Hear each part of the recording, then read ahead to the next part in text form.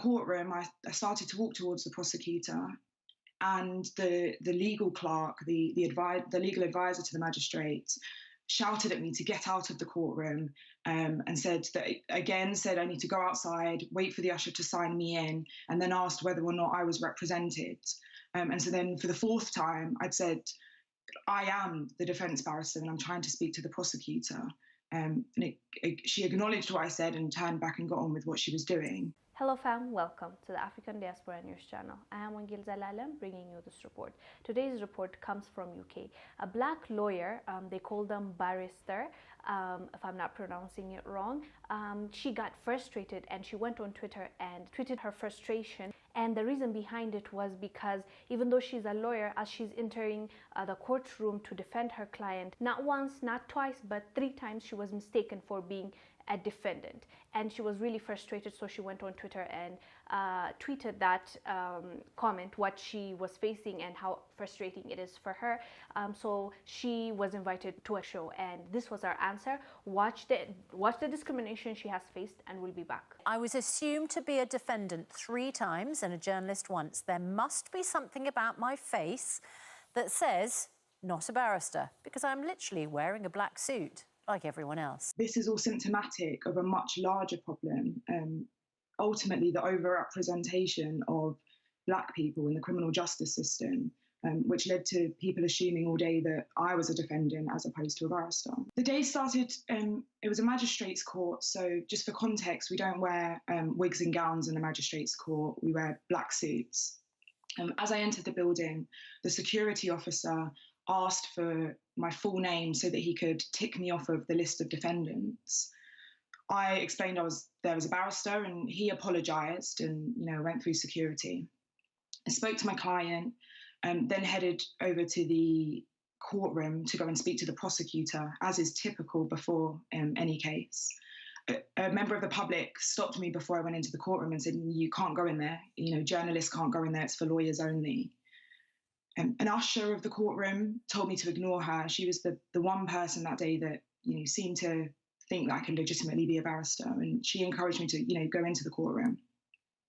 Then as I went into the courtroom, another legal representative, either a solicitor or barrister, sitting at the back of the courtroom, told me to go back outside and wait for the usher outside so that I could sign in for my case. Again, I said, I am here as a representative, I am a defence barrister. She was like, "Oh, I see," and looked kind of embarrassed and turned around. Then in the courtroom, I started to walk towards the prosecutor, and the legal clerk, the legal advisor to the magistrate, shouted at me to get out of the courtroom, and said I need to go outside, wait for the usher to sign me in, and then asked whether or not I was represented. And so then for the 4th time, I'd said, I am the defence barrister and I'm trying to speak to the prosecutor. She acknowledged what I said and turned back and got on with what she was doing. But at this point, as you can imagine, I was pretty exhausted. I had to just get on with the case. And, the case did go smoothly.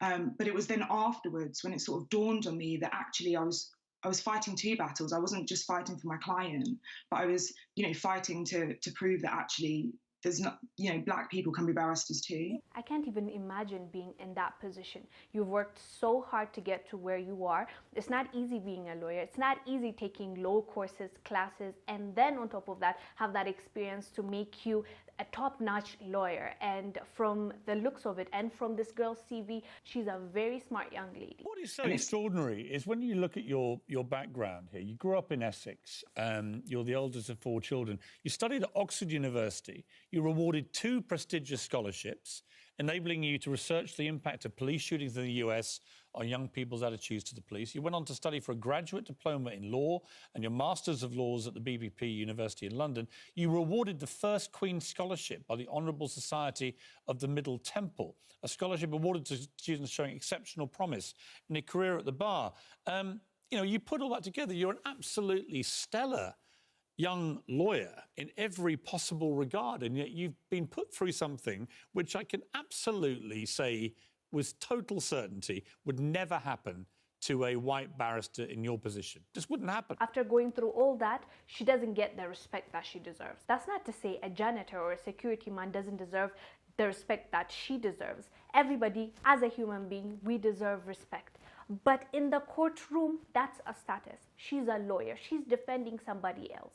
That's a big role in a courtroom after the judge, I would assume. So this black woman being treated in a courtroom like that says a lot about UK, says a lot about how they treat black people. If they discriminate against somebody like her, I can only imagine the person down the street just walking, minding their own business, somebody serving in a store. I'm just trying to imagine how the rest of the society is being treated. That's the first thing that came to my mind. This woman is being treated in the courtroom, and she's a lawyer, and she's wearing a suit. She's looking the part. The white colleagues that are dressed like her were never stopped. They don't face this harassment. They go inside, defend their people, defend their clients, and go back home without this frustration that she has to go through. But her specifically, she has to go through that because of the color of her skin.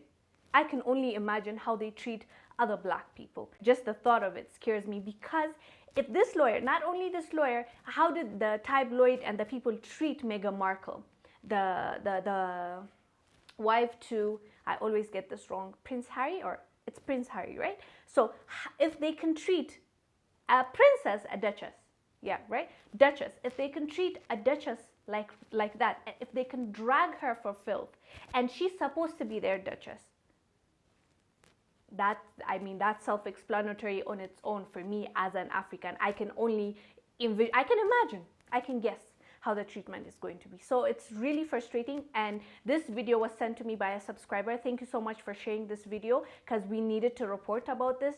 And what are your thoughts? And people from UK, again, this is like my third video reporting on racism in the UK. Please do let us know down below what your thoughts are, and what are some of the experience that you had to go through because of the color of your skin. Let us know down below. We would really love to hear your thoughts. I am Wongel Zelalem, bringing you the support. I will see you on the next one. Bye.